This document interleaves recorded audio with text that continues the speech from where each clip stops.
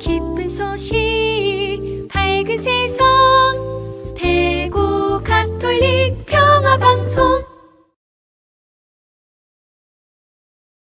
네, 시작 기도하겠습니다. 성부와 성자와 성령의 이름으로 아멘. 오늘은 마태오복음 13장의 말씀으로 시작 기도를 하겠습니다. 가시덤불 속에 뿌려진 씨는 이러한 사람이다. 그는 말씀을 듣기는 하지만 세상 걱정과 재물의 유혹이 그 말씀의 숨을 막아버려 열매를 맺지 못한다. 좋은 땅에 뿌려진 씨는 이러한 사람이다. 그는 말씀을 듣고 깨닫는다.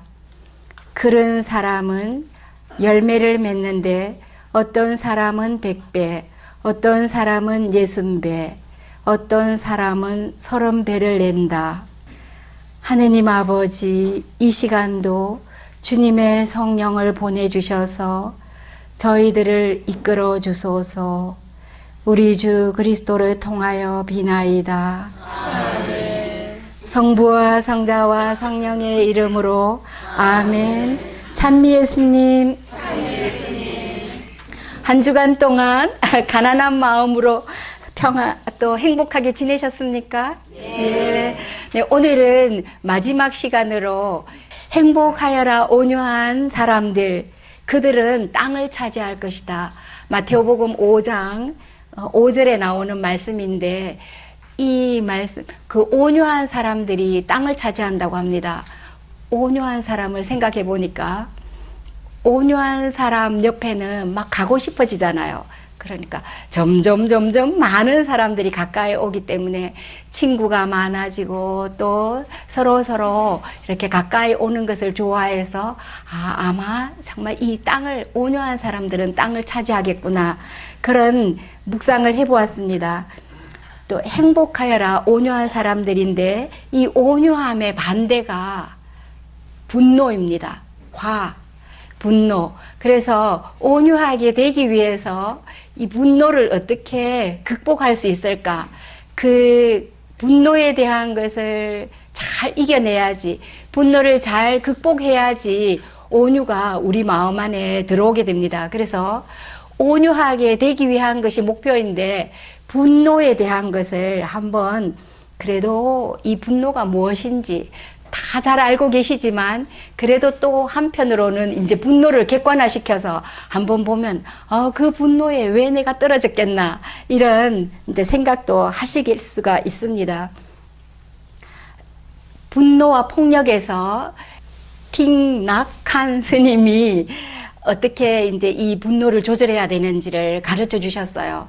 그런데 그 토마스 머튼, 서양의 영성가 토마스 머턴과 또 동양의 영성가 틱낙한 스님이 어느 날 이제 만남의 시간을 가졌습니다. 먼저 토마스 머턴이 방 안에 들어가서 딱 기다리고 있는데, 틱낙한 스님이 문을 살짝 열고 이렇게 들어오셨습니다. 그 순간 이 토마스 머튼은 바로 그 스님을 보는 순간, 바로 저게 영성이다, 온 몸과 행동과 이 자세에 다 드러나 있구나. 그래서 그 문 여닫는 그 자태 안에 벌써 그분의 영성이 드러났다고 합니다. 그러니까 그 뒤에 만나서 말씀 나눈 것은 또 얼마나 영성적인 이야기들이었을까, 그런 생각이 드는데요. 이제 제가 어릴 때, 아직 초등학교도 들어가기 전에 우리 할머니가 삼촌이 주무시고 계시는 방에 삼촌 깨워라 이랬어요. 그래서 제가 이제 막 뛰어가서 문 콱 열고 삼촌 빨리 일어나세요 이렇게 이제 했어요. 그리고는 문을 그냥 꽉 닫고 막 뛰어서 마당으로 왔는데, 나중에 삼촌이 이렇게 나오셔가지고 너 내가 안 일어났다고 화났지 이래요. 그래서 저는 깜짝 놀라서 화난 게 아니고 문을 이렇게 그냥 콱 닫고 왔는데, 화가 문을 꽉 소리 나게 닫으면 이건 화난 표시구나. 그때부터 저는 화 안 난 표시를 하기 위해서 문을 닫을 때는 항상 이렇게 하는데, 어떤 때는 왜 문을 잘 닫으려고 이렇게 하는데도 창문이 열려 있거나 이러면 이쪽 창문이 열려 있으면 저 문으로 나갈 때 문이 저절로 내 의지와는 상관없이 꽝 소리가 나잖아요. 그러면 제가 이제 이렇게 안에 다시 보면서 미안합니다 소리를 내서 이렇게 하는데 이제 저는 그래서 가능하면 정말 문을 살짝 이렇게 닫고 놓고도 조용하게 하고 이렇게 어릴 때부터 이제 그게 습관이 돼서 아무런 어려움 없이 이게 저절로 됩니다.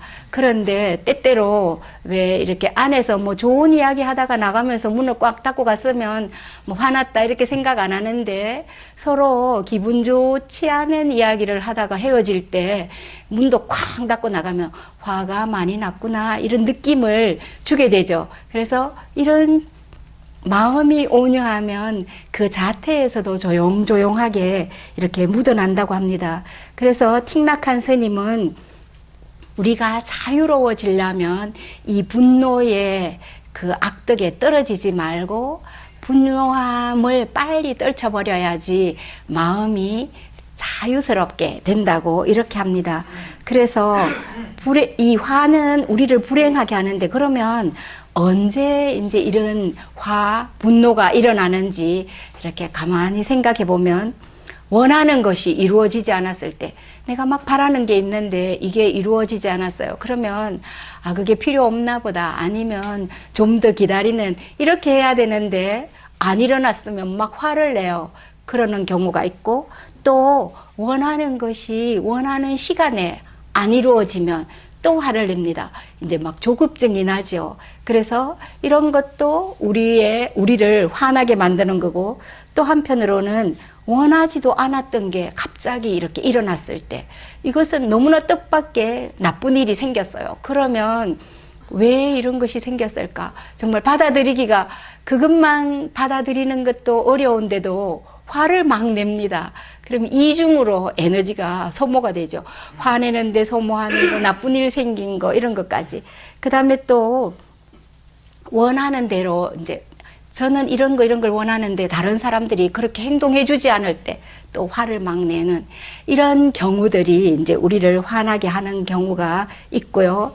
그 다음에 또 왜 미국에서 지난번에 그 버지니아 대학에 그냥 총기를 막 이렇게 휘둘러서 다른 사람들을 그냥 죽였잖아요. 그러니까 그 근방에 있던 사람들이 이 사람의 그냥 이유 없는 분노 때문에 이렇게 해서 그래서 우리들이 현대에 갈수록 점점 더 분노의 그런 증세에 빠지게 된답니다. 그런데 이 분노를 어떻게 그러면 이제 분노의 마음을 좀 누그러뜨려서 온유한 마음으로 만들 수 있는지 여러 심리학자들 또 많은 그 상담가들 이런 분들이 좋은 말씀을 많이 했는데 저는 그 사막 교부들이 어떻게 그 분노의 악덕과 싸웠는지 거기에 대해서 이렇게 보려고 합니다.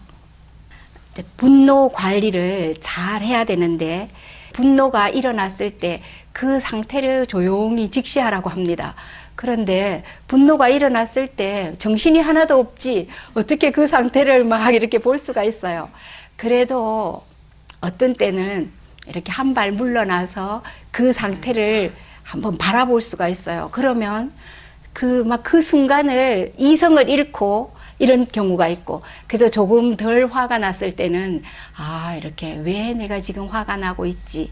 아무도 상대방이 없다면 왜 내가 화가 나고 있나 이런 걸 생각해 볼 수가 있는데 바로 앞에 그 분노의 대상인 상대가 서 있을 때는 이런 것 하기가 되게 어렵습니다. 그렇지만 그래도 분노가 났다고 화가 났다고 그분을 막 상대편에게 있는 대로 쏟아낸다면 한 번 쏟아낸 말에 대해서는 다시 이렇게 주워 담을 수도 없고 뒤에 후회도 많이 하게 되고 이러는데도 그래도 이렇게 한 번 쏟아놓은 것에 대해서는 정말로 조심해야 되겠다는 게 지나고 나면 생각이 나죠.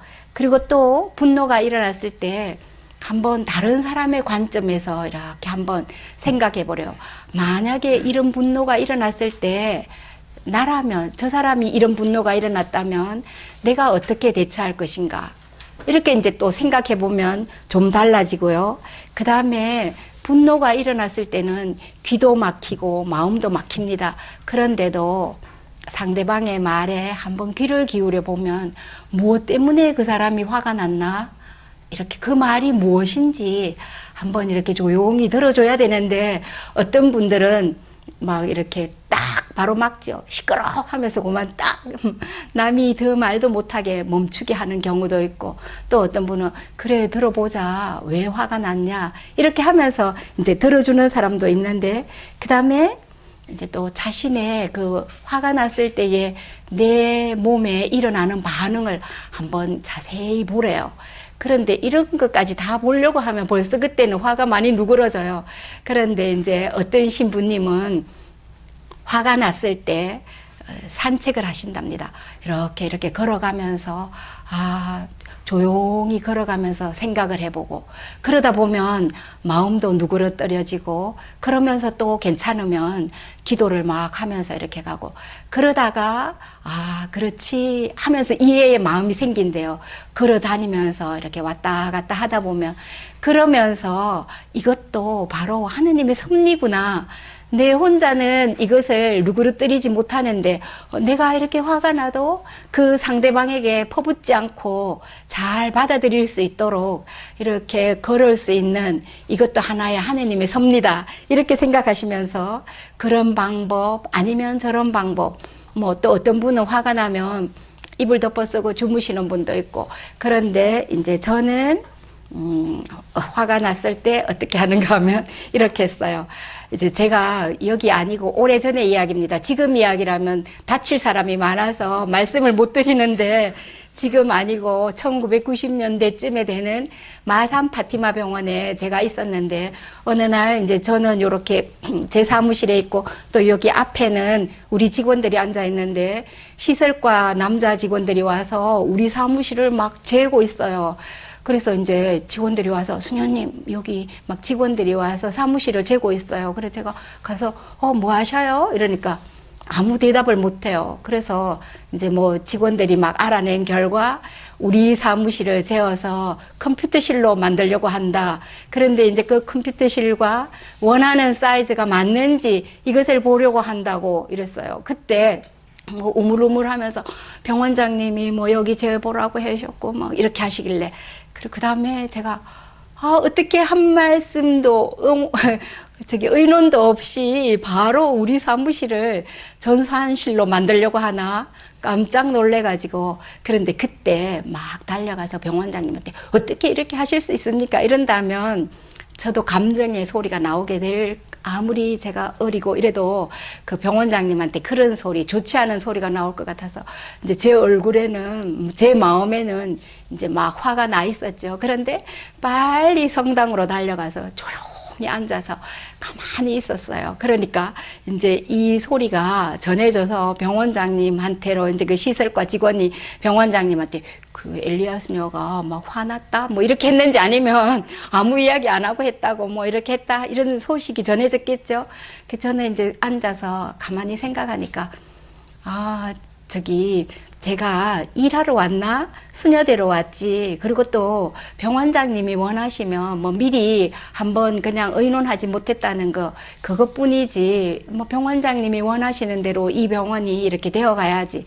그래도 저는 이제 저한테 만약에 여쭤보셨다면 전산실 보다가 우리 차트실은 직원들의 사무실이 아니고 차트실도 하나 큰 게 있었는데 그게 1층 아주 좋은 병원에서 금싸라기 땅에 이제 환자들이 진료받고 나면 보는 그 서류가 다 이렇게 있는데 번호대로 쫙 꼽혀 있어요.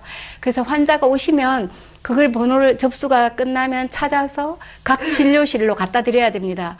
근데 사람들이 갖다 주는 거니까 신속히 갖다 주기 위해서는 가까운 자리에 있어야 되는데 이제 전산실이라면 전산실은 좀 저 뒤에 뚝 떨어진 공간 이런 데에 있어도 되고 아니면 뭐 높은 자리에 이렇게 높은 데 있어도 되는데 이 차트실은 환자의 그 진료 공간과 아주 밀접한 곳에 있어야 되는데 이제 저는 그런 설명을 이렇게 해드릴 수가 있었을 텐데, 이제 병원장님의 생각은 그 시대에 차트실, 컴퓨터실이 없는 때에 우리가 빨리 전산화로 하기 위해서 돈을 많이 들여서 컴퓨터실을 만들려고 하니까 이건 좋은 자리에 있어야 된다. 이렇게 생각하고 그 자리를 컴퓨터실로 만드셨어요. 그리고 우리 차트는 뒤에 이제 이렇게 한 방을 건너서 가야 되는, 비도 맞을 수 있는 이런, 비를 맞으면서 찾으러 갔다가 그 창고 같은 데 가서 이렇게 꺼내 와야 되는 이런 공간에 놓이게 됐는데, 그래도 저는 이제 그렇게 말씀을 드렸었고, 그리고 이제 병원장님은 손님들만 오시면 우리 전산실이 여기 있습니다 이렇게 하는데, 그래서 그 컴퓨터 기계들은 사람보다도 지금까지도 더 존경을 받아요. 대접을 받아요. 더울 때 이것은 이렇게 온도가 너무 올라가면 기계가 작동 안 합니다. 그래서 거기는 시원하게 해놓고, 우리는 더운 데서 일을 해도 너무 더울 때 이제 거기 한번 싹 들어갔다가 나오기도 하고 이렇게 합니다. 그런데 이제 그렇게 해서 병원장님이 미안하다 이러길래, 아니 괜찮아요, 그래도 하시는 대로 하셔야죠 이렇게 해서 그 화를 누그러뜨려서 저는 이제 저의 화를 참는 방법, 성당으로 달려간다. 그런데 만약에 이렇게 둘이 마주보고 화를 냈는데 제가 이야기도 덜 끝내고 막 성당으로 뛰어간다면 안 되잖아요. 그럴 때는 그래도 제가 막 이렇게 그냥 화나는 대로 감정을 퍼붓지는 않습니다. 속에서는 낫더라도 그래도 누그러뜨릴 수가 있는데, 그 다음 지금은 이제 성독, 성경 독서, 성경 묵상 이런 걸 많이 하니까 주님 온유한 마음을 주십시오 이런 걸 마음속으로 이렇게 대화하면서도 그렇게 화살 기도를 드리면, 상대방에서 막 화를 낼 때 제 안에 있는 거 이건 모르잖아요. 제가 지금 무슨 기도를 하고 있는지. 그러면 정말 그 당장 이렇게 퍼붓는 막 맞대응은 안 하게 돼서 서로 상처 주는 일이 없게 되죠. 그래서 그렇게 이제 하고 있고요. 그 다음에 이제 그 마음에도 우리 군살이 있다고 합니다. 우리의 이제 이런 근육은 키워야 되고 군살은 빼야 된다 이렇게 하는데, 우리 마음 안에도 군살이 끼어 있는데, 이 군살이 뭔가 하면 걱정하는 것, 또 그 다음에 남을 미워하는 것, 화낸 것, 이런 것이, 그래 하루가 끝났을 때 자기 전에는 내가 오늘 뭐 남을 기분 나쁘게 한 일이 있나, 아니면 또 어디서 이렇게 좀 잘해줬어도 되는데 화를 낸 적이 있는가, 이런 것들을 한번 살펴보라고 합니다. 그런데 이제 저희 수도자들은 끝기도 때, 마지막 끝기도 때 이 성찰을 해요. 그것을 양심 성찰이라고 이러는데, 남들은 저를 못 알아차렸어도 제 마음속에는 그 순간에 화가 났다면, 내가 그때 화났지, 이런 것도 이제 다시 저를 온유한 마음으로 키워달라고 이런 이제 성찰을 하면서 자신을 한번 반성하고, 지금 이 밤에 잠이 들어서 죽어도 내일 아침에 못 일어나도 이제 저 깨끗하게 하느님 앞에 설 수 있도록 양심 성찰을 잘 하라고 이렇게 합니다. 그리고 또 어떤 화해 못한 게 있다면 해지기 전에 화해하라고 이렇게 성경에도 나와 있죠. 그래서 이 오래도록 화를 머물고 있지 말고 빨리 털어버리라고 이렇게 합니다. 그리고 이제 그 분노를 일으키는 사람들의 성격의 심리를 한번 보면, 왜 분노를 잘 일으키는지 이제 원한이 있기 때문에, 어떤 원한의 감정을 가지고 있어서 그 말만 나오면 그때그때 막 화를 내게 돼요.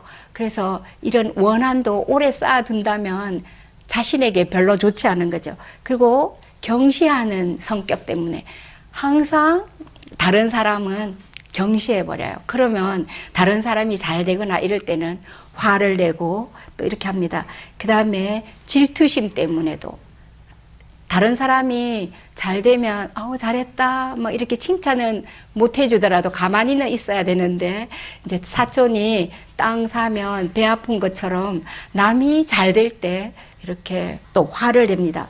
그리고 경로, 이 막 심하게 화를 낼 때는 또 그게 또 어떤 분들은 이제 습관적으로도 그렇게 되는데, 어른들이 그렇게 잘하면 아이들도 그렇게 잘하고 이렇게 된다고 합니다. 그래서 또 이제 이것도 저의 예인데, 제가 이제 1970년 그때 수녀원에 와서 아직 예비 수녀일 때 이제 한 수녀님이 막 경로하게 되셨어요. 어른 수녀님을 턱이 덜덜덜 떨릴 만큼 이렇게 화를 내신 그런 것을 어린 제가 이렇게 이제 일으킨 원인이 됐는데, 이제 하루는 이제 그 오후에 제가 세탁실에 아직 예비 수녀일 때는 반나절은 공부하고 반나절은 일자리에 가서 이제 도와드리고 이러는데, 병원 세탁실에 가서 일을 하는데 가기 전에 우리 자매가 어느 그 수녀님께서 이 옷 이것을 잘 다려서 또 다리는데 그 세탁실에 제일 잘 다리는 아주머니한테 요것을 다려달라고 부탁을 하는데, 세탁실 책임 수녀님 모르게 해라 이렇게 하는 것을 직접 또 듣지 않고 자매를 통해서 제가 이제 그런 걸 받았어요. 그리고 이제 그때 저는 아직 이 수도복을 입지 않고 투피스를 입고 들어왔던 그런 시절이어서, 제가 이거를 막 입었다면 어떻게 다리는지 잘 알아서 뭐 누구한테 말씀 안 드리고 제가 싹 다려서 갖다 드릴 수도 있는데, 이제 그런 부탁을 받고 어떻게 하지, 이제 잘 이제 가서 이제 세탁실에 딱 갔더니 그 책임 수녀님께서 오늘은 일할 게 별로 없으니까 저 약국에 가서 그 약 봉지 싸는 거 그거 도와드리라고, 이제 여러 사람이 거기 일을 하러 갔는데 다 그리 가래요. 근데 이제 저는 이 빨래를 다려가지고 저녁 기도 전까지 이것을 가지고 가야 되는데, 그래서 제가 이제 쭈물쭈물 하면서 그 수녀님 보고, 수녀님, 우리 수녀님께서 이 옷을 다려오라고 했는데 그 아주머니한테 좀 다려서 저녁 기도 전까지 갖다 달라고 했는데요. 그러니까, 근데 수녀님 모르게 해야 되는데, 제가 이랬어요. 그 말을 빼야 되는데.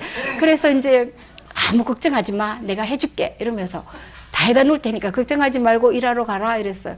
그래가지고 이제 가고 아무 생각 없이 있었는데, 다음 날 우리 이제 예비 수녀들이 아침 식사하고 다른 수녀님들은 다 각자의 일자리로 가고 우리는 설거지까지 하고 이제 공부하러 교실로 가고 그래야 되는데, 제가 설거지를 이제 우리 자매들하고 같이 하고 있는데 그 할머니 수녀님이 오셔서 저를 이렇게 탁 땡기면서 와보래요. 그래도 이제 저는 왜 그러는지 모르고 이렇게 따라갔는데, 회의실에 저를 데리고 들어가서, 그래 이제 제가 이렇게 가니까 어떻게 거짓말 시킨다고 지옥 안 갑니다 이러면서, 그러고는 이제 그래서 무슨 일인가 알게 됐죠.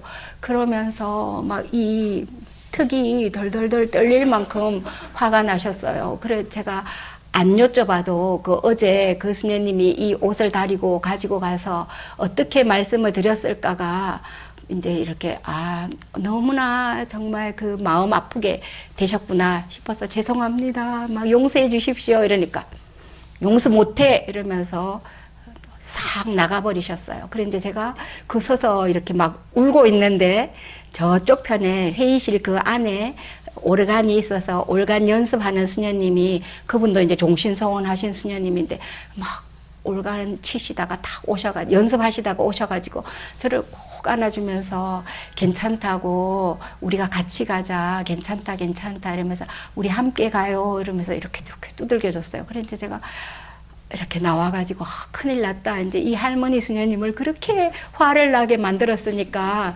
그런데 이제 왜 그 수녀님이 가서 그냥 옷을 갖다 드리지 않고 이것까지 다 말씀을 전했나, 이런 거는 그건 둘째 문제고 거기에 대한 건 생각하지 않고, 다만 제가 이렇게 그냥 수녀님께 저 때문에 수녀님이 화가 나셨다 이것만 생각하고, 그리고 이제 또 우리 선생 수녀님한테 가서 제가 큰 잘못을 저질렀습니다.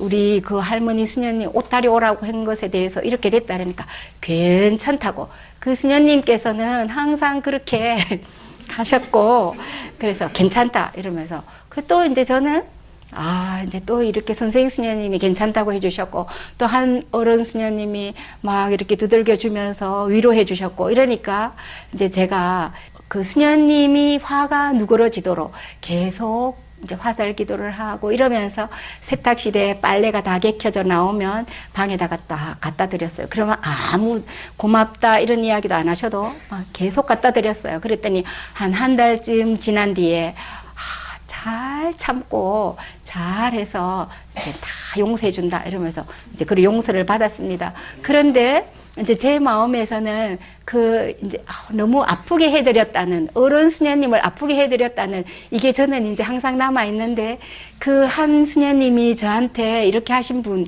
그분이 만약에 공동체 이제 또 휴게 시간에 가서 청원자 누가 막 이렇게 혼나더라 막 이제 이런 소리를 할 수도 있는데 입 꼭 다물고 아무에게도 말씀 안 하시고, 그 다음에 이제 저도 왜 그 세탁실 수녀님한테 왜 그렇게 하셨어요? 저 많이 혼났어요. 이 말 저도 안 하고, 이야기가 돌고 돌면 또 돌고 이렇게 될 것 같아서 여기에서 딱 끊어야 된다. 제가 잘못한 걸로 여기에서 끝나고, 그 다음에 용서해 주셨으니까 이걸로 끝내야지. 이렇게 해서 이제 그것은 하나의 저에게 되게 큰 교훈이 됐습니다.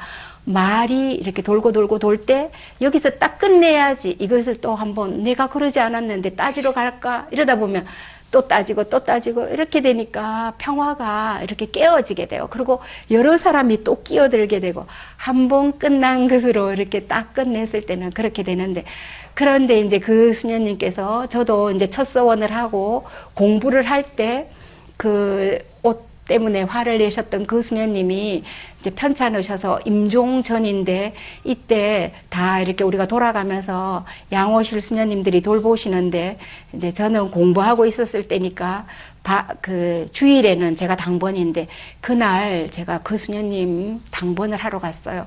근데 저는 이제 마음속에서 이것을 항상 안 잊어버리고 있는데, 혹시라도 우리 돌아가실 임종을 앞둔 수녀님께서 제가 갔을 때 그 옛날이 떠올라서 혹시라도 화나는 게 생각이 나면 어떡하나 이런 걱정이 됐지만, 그래서 이제 화살 기도를 하면서 이렇게 막 너무 아프니까 이렇게 해달라고 해요. 그래서 제가 손으로 이렇게 해드리니까, 저기 수녀님 손은 너무나 부드러워서 내가 안 아프다고, 수녀님이 자주 왔으면 좋겠다 이러셔요. 그래서 마음속으로 우리 수녀님이 다 잊어버리셨구나, 안 그러면 너 보기 싫다 이렇게 했다면 제가 아직도 못 잊으셨구나 이렇게 할 텐데, 그렇게 해주셔서 하느님께 이제 감사를 드렸습니다.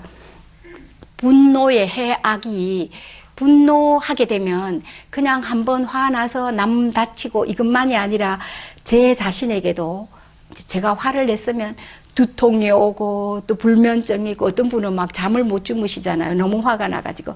그 다음에 어떤 분은 소화불량이 일어나고 막 이런 증세가 일어납니다. 그리고 또 혈압도 막 올라가는 경우도 있고, 그래서 혈압이 높은 분들은 정말 화내는 거를 하지 않도록 이렇게 조심하라고 합니다. 이게 갑자기 화를 내게 되면 이제 몸도 다 따라서 이렇게 하니까.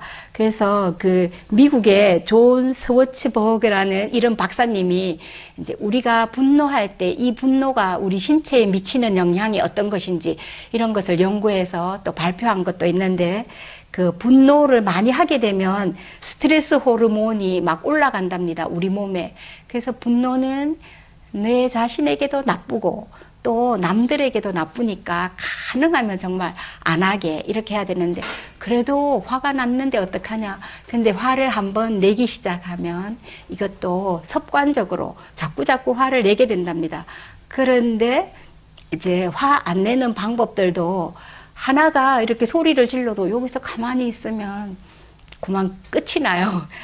그렇게 되기 때문에 하나가 이렇게 소리를 지를 때 이쪽에서 가만히 있고, 그러니까 이렇게 딱 소리가 안 나고 이제 싸움이 안 되는 게 그런 경우입니다. 그래서 제가 이제 우리 사촌 동생들한테 혹시나 이제 결혼해서 싸움 안 하고 잘 살겠나 싶어갖고 전화로 그래 좀 뭐 참을 수 있는 건 참고 소리 내고 그런 걸 하지 마. 그러면서 엄마 아빠가 싸우는 거 봤냐? 이러니까 안 봤어. 그래. 엄마 아빠 한 번도 안 싸웠지. 우리가 잘 때 싸웠는지 몰라도 안 싸웠지. 이러니까 그랬어. 그런데 되게 어려워. 이래요. 그래도 그 엄마 아빠가 물려주신 것 해야지.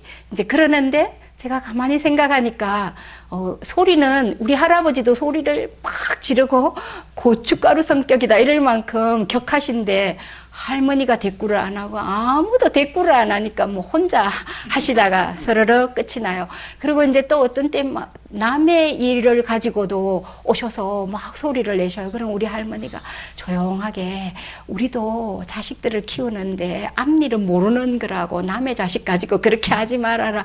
우리 어떻게 될지 모른다. 이러면 또 가만히 이렇게 누그려 주시고 그래서 이렇게 딱딱 소리 안 나게 하나가 소리 날 때는 가만히 있고 아니면 이제 조용해졌을 때 이쪽에서 아 그건 너무하지 않았냐 뭐 이렇게 해가지고 화 안 날 때를 딱 찾아서 이렇게 합니다. 그리고 이제 좋은 것은 명상요법, 우리 묵상하는 것, 기도하는 것. 제가 잔디밭에 나가서 성경을 들고 조용하게 읽었어요. 그리고 이제 지난번에 막 갑자기 제가 원하지 않았던 일이 일어났을 때 자다가도 벌떡 깨가지고 잠이 안 와서 아 그럼 이럴 때 성경을 읽으라고 했지. 그래서 앉아서 불을 켜놓고 성경을 읽었어요. 그런데 이게 거기에 푹 빠져들지 않고 머리에는 계속 그 생각이 나지만 그래도 이 생각으로 안 가고 이 성경을 읽으면서 그런데 이제 어느 날 몇 번 그러다가 이게 탁 이렇게 조용해지더라고요. 그래서 그래도 우리한테 있는 것 이런 것들은 그냥 온 게 아니고 하느님께서 주신 것이기 때문에 생각해보고 또 왜 왔을까 뭐 이렇게 하다 보면 한편으로는 어떤 좋은 결과가 나옵니다. 우리 할아버지 이야기를 또 할게요. 제가 고등학교 1학년 때쯤 학교에서 이렇게 높이뛰기를 했어요. 이쪽 막대 세워놓고 거기에 대나무 이렇게 얹어서 이렇게 탁 넘고 하는데 제가 이제 우리 반에서 제일 높이까지 뛰었어요. 그리고 집에 돌아와서 아 이거 더 연습해가지고 가서 더 높이 뛰어야지 이렇게 생각하고 이제 굴뚝이 밑에 굴뚝 밑에 굴뚝에서부터 처마에까지 이렇게 높이 매달아 놓은 시멘트 굴뚝이 있는데 그 굴뚝에 고무줄을 묶고 또 저쪽 마당 끝에 이제 나무들이 막 서 있는데 그 나무까지 가서 묶어야 되는데 고무줄이 짧아서 이렇게 묶다가 모자라는 부분을 새끼로 묶었어요. 그리고 이제 밤에 막 연습을 하는데 그만 다리가 걸려서 굴뚝이 이제 새끼가 없이 고무줄만 있다면 이래 늘어났을 텐데 새끼줄한테 당겨서 굴뚝이 와장창 무너졌어요.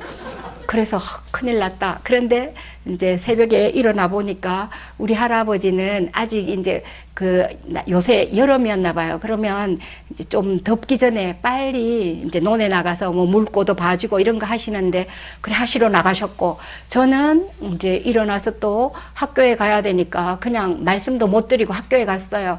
그랬더니 이제 갔다 오니까 굴뚝이 원 상태로 이렇게 딱 설치되어 있어요. 그래서 제가 이렇게 있으니까 고모가 와서 할아버지가 저거 굴뚝 가가 화나서 발로 찼지 그러더래요. 그래서 아닌데요 이러니까 학교에서 체육 시간에 했는데 그거 연습하느라고 고무줄하고 새끼줄 매놓고 하다가 걸려서 이래 됐다 이러니까 두 말씀도 안 하시고 시장까지 가시려면 30분 되는 거리에 버스도 없고 이런 데인데 가셔가지고 굴뚝을 사서 여기 어깨에 이렇게 그 무거운 굴뚝을 메고 오셔서 달아놓고 제가 와서 뭐 그래 봐라 내가 했다 이런 말씀도 안 하시고 그냥 탁 해놓으셨어요. 그때 제가 아 우리 할아버지는 결과를 보고 야단치시지 않는다.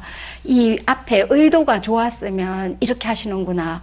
그렇게 하셨기 때문에 이제 저도 직원들이 뭐 이렇게 잘못했을 때 아, 왜 그러셨어요? 이래 물어서 앞에 이유가 이러다가 그랬다 그러면 뭐 그럴 수도 있죠 하고 이제 이게 이렇게 되는데 그걸 보고 막 화를 내셨다거나 이러지 않고 그렇게 하셨고 그다음에 이제 제가 고등학생이니까 혹시나 막 화가 나가지고 저런 데다 대고 화풀이를 했나 이렇게 생각하신 것이 항상 잊혀지지가 않습니다. 그리고 성경에서의 이제 분노를 보면 그 카인과 아벨이 제일 처음에 나오는 아담의 아들 카인과 아벨이 제사를 지내면서 하느님께 봉헌물을 바치는데 이제 카인은 그 농사를 지어서 농작물 중에서 바쳤고 또 아벨은 그 동물을 치는데 양 중에서도 맛배, 그 중에서도 가장 좋은 것을 바쳤다고 이렇게 했어요. 그래서 이제 카인이 바친 것은 막 연기가 안 받아들여져서 땅으로 막 내려가고, 또 아벨이 했던 아벨의 그 봉헌물은 연기가 하늘로 싹 올라갔습니다. 이것은 하느님이 이제 받아주신다는 그 사인이니까 이렇게 되는 걸 보고 카인이 막 화를 내는 거죠. 왜 내 것은 안 받아주는지. 그렇게 하면서 그 자기 것을 받아주지 않는 데 대한 분노로 아벨을 데리고 마지막에는 그 분노가 데리고 들로 나가서 죽이기까지 합니다. 이렇게 그 분노가 어떻게 되는지를 보여주는데, 그래서 저는 이것을 이렇게 막 보면서 혹시라도 이 카인의 마음이 순수하지 못해서 이렇게 비교하면서 당장 그것만 보고 화를 냈는데, 만약에 하느님 왜 제 것은 받아주지 않았어요? 제가 뭐 잘못했는지요? 이제 뭐 잘못했습니까? 이렇게 따지지 않고 무엇을 잘못했을까요? 이렇게 여쭤봤다면, 그래, 너는 온 마음으로 좋은 것을 바치지 않았다. 혹시 이런 소리를 듣게 되었을지도 모르는데, 그냥 그 상태만 보고 자기 식대로 이렇게 생각했기 때문에 아벨을 죽이게 됩니다. 그래서 이제 화가 났을 때 한번 다시 생각해보고 이렇게 해도 되는데, 그게 이제 그런 여유가 잘 없고 그 순간을 넘어서지를 못하게 됩니다. 그리고 또 어떤 때는 누가 막 확 지나가면서 한마디를 했어요. 그런데 그게 저에게는 그게 마음에 꽂혀서 이걸 두고두고 생각을 하는데, 그 말 던지고 지나간 사람은 정말 그런 말 자기가 했는지도 몰라요. 그러니까 어떤 때는 이 말 내가 만약에 안 들을 수도 있었었는데 이 말 가지고 왜 이렇게 막 그것에 대해서 에너지를 소모하냐, 그냥 이것은 버리고 떨쳐버리자. 그 한 사람이 이거 이야기해 준 것에 대해서 부정적인 생각을 하지 말자, 이렇게 하면서 합니다. 근데 이제 우리 수녀님 중에 한 수녀님이 아직 이제 좀 젊은 시절에 그 위에 있는 분원장 수녀님이 분원에 4명 요렇게 사시는데, 계속 자꾸만 아무리 뭐를 잘하려고 해도 화를 내시더래요. 그래서 이제 어떻게 하면 더 잘할까 막 이렇게 하면서 하는데, 이 수녀님은 희생심도 지금까지도 희생심도 많고 막 자기 몸을 안 아끼고 다 도와주고 기도도 열심히 하고 이런 분인데, 이제 그래 항상 칭찬받던 수녀님이 그 분원장님은 계속 화를 내시니까 어떻게 이 수녀님을 화를 안 나게 해드릴까 하고서 하루는 그 앞에 탁 꿇어가지고, 수녀님 제가 뭐 잘못했어요? 혹시 가르쳐 주세요. 저는 수녀님한테 잘해드리고 싶어요. 이렇게 이제 말씀을 드렸대요. 막 울면서. 그랬더니 일어나라고 이러면서, 아니 수녀님이 잘못한 거 하나도 없다. 하나도 없다. 그러시더래요. 그래서 이제 그러면서 좀 누그러지셨지만 뒤에 이제 자세히 생각하니까 질투였어요. 어떤 분은 자기보다, 당신보다 더 잘하는 사람이 밑에 있으면 안 돼요. 본당이나 이런 데에서. 내가 제일 잘해야 되지. 내 밑에서 같이 하는 이 수녀님이 더 잘하면 이것을 못 받아들이는데, 그런데 이제 이렇게 뒤에서 보니까 큰 분들은 제가 같이 일했던 수녀님은, 그래서 저는 지금 벌써 같이 일 안 한 지가 오래됐는데 그 수녀님은 정말 크신 분이라고 제가 느꼈어요.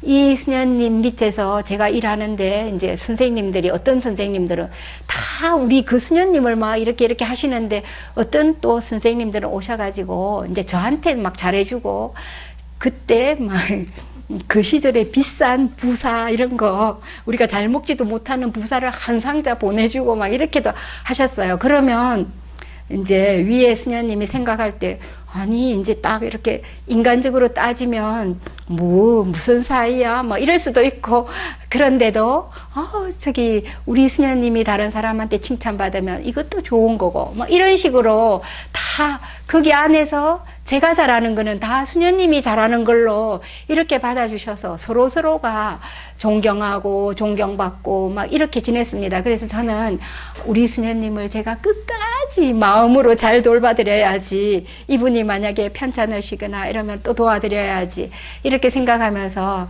이제 끝까지. 그래서 저한테 친언니 이상으로 잘해주시는 분이십니다. 그래 제가 한 번은 우리 언니 수녀님이요 이렇게 했더니 한 선생님이 이제 막 그분을 찾아가서 그분이 병원장님이실 때 저기 그 수녀님 언니라면서요 이랬어요. 근데 저하고 그분은 친한 분이 찾아가가지고 이제 저를 좀 이렇게 해서 가까이 가보려고 그랬더니 네 맞습니다 이렇게 하셨대요. 그래 오셔가지고 그러길래 친언니가 아닌데요 그랬더니 또 이제 그런 게 되고요. 그 다음에 그만큼 친언니 이상으로 또 서로가 잘해주는데 이제 가족들이 잘하는 거 이런 것들이 다 위에 부모님의 자랑이고 또 형제들 중에서도 왜 동생이 잘하면 그게 형의 자랑이고 형이 잘하면 동생의 자랑이고 이래야지만 서로가 잘 되죠. 그런데 이제 비교할 때 여기에서 이제 가장 비교하면서 분노를 일으키는 분도 있고 또 분노하게 되니까 행복이 깨어지는데 이제 이렇게 못한 그룹과 잘한 그룹을 두고 못했는 사람들한테 시험을 이제 못 본 사람들한테 시험 못 봤다 이랬어요. 그러면 이제 만족도가 뚝 떨어진대요. 그런데 잘한 사람 둘이한테 참 잘했습니다 이러면서 그러면 막 기뻐갖고 이제 만족도가 올라가요. 그런데 그 못한 사람 둘 중에 하나를 불러가지고 너보다 더 못한 사람이 있다 이러면 갑자기 막 너무너무 좋아한대요. 이제 나보다 더 못한 사람이 있는 것을 알았기 때문에. 그런데 잘한 사람 둘 중에 이제 한 명을 불러가지고 너보다 더 잘하는 사람 있다 이러면 이 사람의 만족도가 갑자기 싹 떨어져요. 그래서 그 못했다는 두 번째 그 사람보다가 그 사람은 확 올라갔는데 이 사람은 싹 내려가니까 그래서 비교가 이렇게 이제 그런 나의 기쁨과 또 만족, 행복 이런 것을 막 좌우하게 되죠. 이런 데 매달린다면. 그런데 이제 살아가면서 이런 어디다가 비교할 것인지 그 상대가 어떤 것인지에 따라서 이제 저는 계속 좌우될 수가 있어요. 그래서 참된 비교의 상대, 정말 내가 비교해야 될 분, 그것은 나의 원래의 모습, 그 다음에 하느님이 창조하신 그 모습을 닮아가려고 이제 계속 비교한다면 이제 누구하고 뭐 이렇게 해서 마음 상할 일도 없어지겠죠. 그래서 확실히 이제 화는 잘 다스리라고 이래요. 잘못하다가는 그런 카인처럼 정말 죽이려고 한 건 아니었을 텐데도 자기 동생인데도 그런 죽이는 결과까지 나오고 또 뭐 여러 가지 사회 문제도 일어날 수가 있죠. 그 다음에 이제 잘못된 인과관계를 이렇게 합니다. 그 요나가 성경에서 요나가 니니베가 망할 거라고 가서 외쳐라, 회개하라고 외치라고 이렇게 하느님이 이제 그 소명을 줬어요. 그런데도 안 가고 다른 쪽으로 가다가 이제 배를 타고 가다가 폭풍속에서 고래의 뱃속에 들어갔다가 또 그 안에서 막 회개하면서 기도하니까 고래가 이렇게 뱉어놨죠. 그 다음에 이제 하느님께서 그래 이제 다시 제2차로 다시 가서 그 니니베가 회개하지 않으면 망할 거다 하고 이제 다시 소명을 줍니다. 그때 걸어가서 이제 니니베 사람들한테 회개하라고 했어요. 이 소리를 들은 밑에 사람들부터 또 저 임금까지 전부 베옷을 입고 회개를 했다고 합니다. 그래서 그 회개했기 때문에 니니베가 멸망하지 않았어요. 그런데 이 이제 요나는 그러면 하느님께서 이렇게 자비를 베푸셨구나 이래 생각해야 되는데 갑자기 너무나 화를 내면서 저를 차라리 죽여 주십시오. 제가 이렇게 사느니 저는 죽는 것이 낫겠습니다 하면서 멀리 떠나가서 가시나무 밑에 가가지고 이제 거기 가서 이렇게 앉아 있으면서 이제 잠이 들었습니다.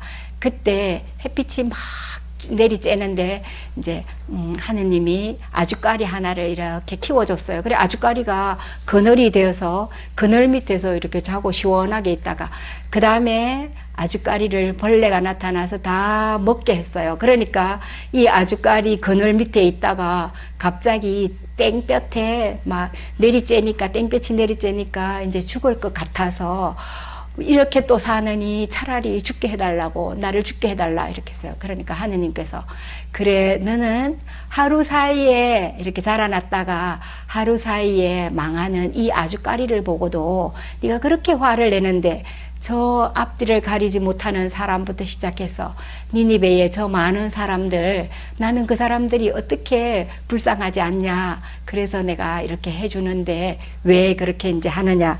여기에서 이제 요나가 하느님의 자비에 대해서 화를 내요. 하느님이 자비하신 분이어서 그 다 회개하면 용서해 줄 거라는 이걸 다 뻔히 알면서 하느님이 하시는 일에 대해서 요나는 이렇게 분노를 하게 되었습니다. 이런 분노 때문에 이제 그 하느님의 자비에 대한 것을 제대로 잘 이렇게 깨닫지를 못한 것이죠. 그리고 또 성경의 예를 보면 지난번에 그 나병에 걸렸던 나아만의 그 이야기를 그때 탐욕에서도 말씀을 드렸었는데 그때는 이제 게하지의 탐욕을 설명드리느라고 했었고 오늘은 시리아의 장군 나아만이 나병에 걸렸을 때 이스라엘에서 데리고 간 그 소녀가 우리 저기 이스라엘에 가면 이런 나병쯤이야 고칠 수가 있는데요. 이렇게 하니까 이제 나아만이 임금께 가서 이스라엘에서 온 소녀가 이런 이야기를 하는데요. 이러니까 편지를 왕한테 딱 써주면서 이거 가지고 가서 이제 병이 낫고 오너라 이렇게 하고 보냈어요. 그런데 이 편지를 읽은 이스라엘 왕은 갑자기 아니 내가 신이란 말이냐, 내가 어떻게 나병을 고치는가, 이것은 바로 전쟁을 일으키려는 수작이다 이렇게 하면서 화를 내면서 옷을 막 찢었다고 이렇게 했어요. 그때 그 엘리사 예언자가 왜 임금님 그렇게 하십니까? 저에게 보내십시오. 이렇게 해서 거리로 찾아갔죠.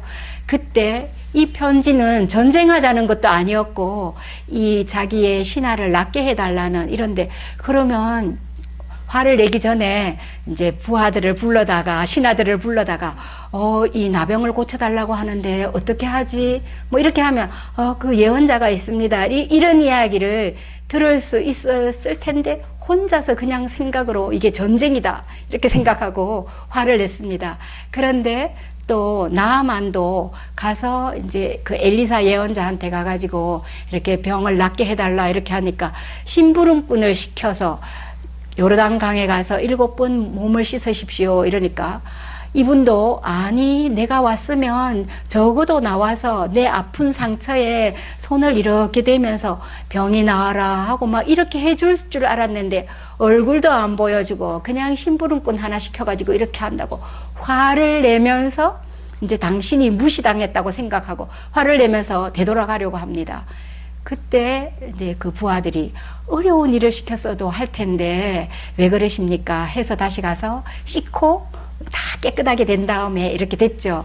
그때 이렇게 우리가 제3자의 입장에서 이렇게 생각해 보면 나와서 이렇게 안 만져줬어도 결과가 아직 좀 더 기다려야 되죠. 정말 씻어보고 안 나았다면 그렇게 따져도 될 텐데, 그리고 또 나와가지고 이렇게 만져보지 않아도 지금 나의 목표는 나병이 낫는 것이니까 거기에만 목적을 가져야 되는데 그분이 나와서 나를 존중해주고 또 이렇게 막 해주고 이런 것을 바라고 있었기 때문에 내 생각과 달랐으니까 이렇게 화를 내는 그런 경우입니다. 그래서 우리들도 이렇게 화가 났을 때 왜 내가 화가 났지? 이렇게 생각하다 보면 이게 화낼 것도 아니었구나. 뭐 이런 게 또 이렇게 생각이 될 수도 있습니다. 분노의 예방으로 이제 이 분노는 미리미리 예방을 해야 되는데 분노한 그 증오심을 가지고 있는 사람들과 용서하는 마음을 가지고 있는 두 그룹을 이렇게 비교해서 연구를 해보면 용서하는 마음을 가지고 있는 사람은 혈압도 떨어지고 이렇게 이제 맥박도 정상이 되는데 이 증오심을 가지고 있는 사람은 막 심장 박동도 빨리 뛰고 그 다음에 혈압도 올라가고 이렇게 건강에도 이렇게 좋지 않은 그런 게 나오기 때문에 가능하면 용서의 마음으로 자신도 용서해줘야 되고 또 남도 용서해줘야 되는데 제 자신을 용서하는 것은 저의 일이죠. 그래도 어떤 때는 자신도 용서 못해가 이런 경우도 있는데 제가 그 우리 선배 할머니 수녀님한테 그렇게 했듯이 상대방이 용서를 못 해줄 때 그것은 제가 이제 기도하면서 기다려야 돼요. 그때까지 해줄 때까지 기다려야지 되죠. 그래서 상대방이 얼마나 오래도록 용서를 못 해준다면 그 상처가 얼마나 깊어서 용서를 못 하시겠나 이렇게 생각하면서 더 기도하고 더 기도하고 더 기도해야지 또 이런 게 풀리겠죠. 그런데 상대방에서 용서를 안 해주셨어도 제가 기도하는 마음을 가지고 있으면 그래도 이제 제 마음은 이렇게 평정이 되고 또 막 그 불안한 또 용서를 못 받은 그런 곳에 떨어지지는 않는 것 같아요. 기도하면서 있으면. 그러니까 우리는 서로가 기도하면서 또 자비하신 아버지, 온유한 아버지한테 이렇게 매달릴 수가 있습니다. 틱낙한 스님이 이제 그렇게 평온하시고 이런데 이분은 그 화난 것을 그대로 드러내래요. 막 소리치면서 드러내는 게 아니라 나 지금 화났다 이렇게 이야기해주면 건드리지 말자, 가만히 두자, 뭐 이렇게 조심을 해주잖아요. 그리고 나쁜 말도 가서 안 하고 이렇게 하는데 어떤 때는 화났는데 가서 뭐라고 하면 불난데 부채질하는 뭐 이런 게 되니까 화가 났는 거 표시가 보이면 이렇게 도와줄 수 있으면 도와주는데 안 그러면 좀 이렇게 가만히 둬야 되죠. 그리고 또 이제 화났어 저는 이러는 것도 오히려 안 좋은 것 같아요. 그냥 가만히 두면서 화를 이렇게 끝낼 수 있도록. 그리고 또 나는 최선을 다하고 있다. 내가 지금 화났는데 내가 최선을 다하고 있다. 그렇게 말해달래요. 그러면 나 지금 화가 났지만 나도 노력하고 있다. 이러면 이제 남들도 기다려주잖아요. 그리고 또 제발 도와줘 이렇게 하면 막 그냥 교만하게 내 화를 내 혼자 끙끙거리지 말고 나 좀 도와줘 이렇게 하면 남들도 그래 무엇으로 도와줄까 뭐 이렇게 이제 물어보면서 서로가 해줄 수가 있죠. 그리고 이제 또 천천히 걷고 또 아니면 호흡을 이렇게 천천히 하면서 내 감정을 누그러뜨리고 이렇게 하라고 해요. 그런데 이것도 자꾸 연습하면 더 잘 되기 때문에 이제 연습해보고 이렇게 하면 또 되고, 우리는 든든한 백이 있잖아요. 하느님. 막 어디서나 기도하면 딱 해주시는, 들어주시는. 그래서 화살 기도를 아무 데서나 꼭 성당으로 안 찾아가도 화살 기도를 한번 하면서 이렇게 해주시면 그 화가 누그러뜨려지고, 그 다음에 제 힘으로 못하는 것을 또 이렇게 하느님께서도 함께 도와주십니다. 그 다음에 사막 교부들이 사막으로 들어가서 자신의 모든 것을 버리고 사막으로 들어가서 이렇게 이제 이런 그 악덕들과 싸웠는데, 요한 아빠라는 순명을 잘하기로 유명한 이 요한 아빠가 어떻게 분노의 악덕을 이겼는가, 그런 분노의 악덕을 어떻게 이겨내야 되는지, 이분은 자기를 다른 사람들과 비교하지 말고 아무리 무시를 당해도 그것을 그냥 달게 받아라 이랬어요. 그러니까 비교하지 말고 끝까지 정말 인내해야 되고 평화 중에 있어야 된다. 내가 평화 중에 있지 않는 것은 정말 다른 사람에게도 손해이지만 나 자신에게 큰 불이익이 되기 때문에 나를 화에다가 떨어뜨리지 말고, 또 아빠 그 아가톤이라는 분은 비록 어떤 사람이 죽은 사람을 살려냈다고 하더라도 그 사람이 화를 낸다면 이것은 아무것도 아니다. 그러니까 그 사람이 죽인 사람을 살릴 만큼 기적을 일으키고 이런 능력이 있더라도 화를 낸다면 이것은 아무것도 아니다. 이렇게 하셨어요. 그리고 또 포맨 아빠는 남들이 아무리 화를 내고 이래도 돌기둥처럼 가만히 있어라. 이렇게 하면서 그냥 나는 돌기둥 하고 누가 화를 와서 막 이렇게 해도 가만히 있으래요. 그리고 이제 이 또 싱클레티카 안마는 성경의 말씀을 들어서 해가 지기 전에 빨리 풀어라. 그리고 우리에게는 이 화가 맞지 않다. 하느님을 섬기는 사람이라면 화는 우리하고 맞는 것이 아니다. 화는 악의 세력들이 하는 것이니까 내가 악의 세력에 떨어지지 않도록 이렇게 하라고 하고, 병은 미워하되 병든 사람은 사랑하라고 이러듯이, 이제 이 악은 미워하지만 화를 내는 사람에게는 우리가 그 사람도 그래도 사랑하고 존경하고 받아줘야 된다고 이렇게 충고합니다. 그 다음에 에바그리우스의 가르침에는, 이제 사막 교부 중에 유명한 에바그리우스와 카시아누스가 이 분노의 악덕에 대해서 순서를 바꿔가지고, 우리는 카시아누스가 네 번째 분노를 그 악덕 중에 네 번째로 해서 제가 카시아누스의 순서 따라서 이 분노를 오늘 네 번째 시간에 하게 됐습니다. 이분이 이런 우리를 이 분노의 악덕, 이것은 하느님과 우리 사이를 갈라놓는 걸림돌이기 때문에 내가 분노할 때는 정말 하느님께도 가까이 가지 못하니까 이 걸림돌을 빨리 치워버려야 된다고 그렇게 하고, 또 분노했을 때는 판단력이 흐려져서 제대로 판단을 못해요. 그래서 분노했을 때 막 소리 내서 이렇게 하는 거는 잘 제대로 판단되지 않은 소리가 나오니까 가능하면 입을 다물고 있어야 되겠죠. 그리고 베네딕토 성인은 어떻게 했는가? 베네딕토 성인이 인근 그 수도원에 비꼬바로라는 그 수도원의 아빠스로 이렇게 초대돼서 갔어요. 거기에 이제 아빠스로 계시는데, 우리 집에 아빠스가 되어주세요 하고 막 모시고 가놓고도 이분들이 이제 자기들이 너무 어려우니까 독살하려고 포도주에다가 이제 독약을 넣어서 가지고 갔습니다. 그때 베네딕토 성인이 이렇게 강복하니까 이 잔이 딱 깨어졌어요.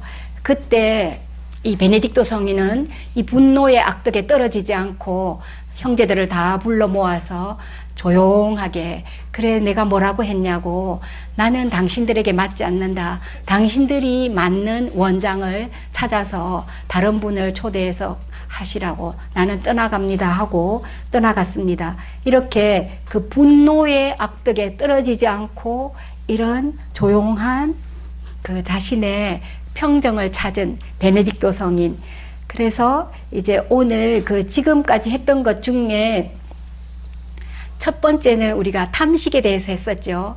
탐식은 절제하기 위해서 무엇을 먹을까 걱정하지 마라 이렇게 했었는데, 하느님께서 주시고 또 서로가 나누어야 되고 적당히 먹어야 되고, 그 다음에 두 번째는 정결한 사랑. 마리아는 좋은 몫을 택했다. 정결한 사랑. 그 반대되는 덕이 이제 간음인데, 이 간음을 이겨야지, 간음을 이기고 나야 정결한 사랑으로 나아가기 때문에 이제 간음에 대한 것을 보았고, 그 다음에 지난주에는 탐욕에 대해서 봤습니다. 탐욕. 이게 탐욕의 반대가 그 가난이네요. 마음의 가난. 그리고 그 다음에 오늘 본 온유, 분노. 분노의 악덕을 거스리면 이제 이것을 이기고 나면 온유회로 나아가는데, 8가지 악덕 중에서 우리가 앞부분 4가지, 탐식, 간음, 탐욕, 또 분노, 이렇게 4가지를 보았습니다. 이 4가지를 이제 극복하고, 여기에서 이것을 극복하고 나면 그 위에 참된 열매가 달리게 되는데, 이제 탐식을 극복하고 나면 절제의 열매가 맺고, 그 다음에 간음을 이기고 나면 정결의 열매가 달립니다. 그 다음에 탐욕을 다 없애하고 났을 때는 마음의 가난의 열매가 달리고, 또 분노를 극복하고 나면 온유한 마음을 차지하게 되는데, 이제 이 사막 교부들은 그 사막으로 떠나가서 거기에서 악령들과 싸우는데, 바로 그 악령들은 이웃에 있는 것이 아니라 내 마음 안에 있기 때문에 이 자신과 싸움을 했습니다. 그래서 지금 우리가 가정에 있거나 아니면 어느 단체이거나 또 어디에서든지 수도원이거나 내 마음 안에 있는 이 분노, 또 탐욕, 간음, 탐식, 이런 것을 이기고 절제, 정결, 또 가난, 온유, 이런 열매들을 많이 맺으시기를 바랍니다. 이것은 우리가 어떻게 싸우는가에 따라서 이 열매가 많이 달릴 수가 있고 또 잘 자랄 수가 있는데, 이왕이면 좋은 열매를 많이 맺는 게 좋겠죠. 네. 한 달 동안 4회 이 더운 날씨에 정말 잘 들어주시고 또 이렇게 함께 해주셔서 감사합니다. 마지막 마침 기도하겠습니다. 하느님 아버지, 저희가 절제, 정결, 가난, 온유의 열매를 맺을 수 있도록 날마다 다가오는 탐식의 유혹, 간음의 유혹, 탐욕의 유혹, 분노의 유혹에서 이길 수 있도록 저희를 인도하여 주소서. 우리 주 그리스도를 통하여 비나이다. 아멘. 영광이 성부와 성자와 성령께 성부와 성자와 성령의 이름으로 아멘. 수고하셨습니다.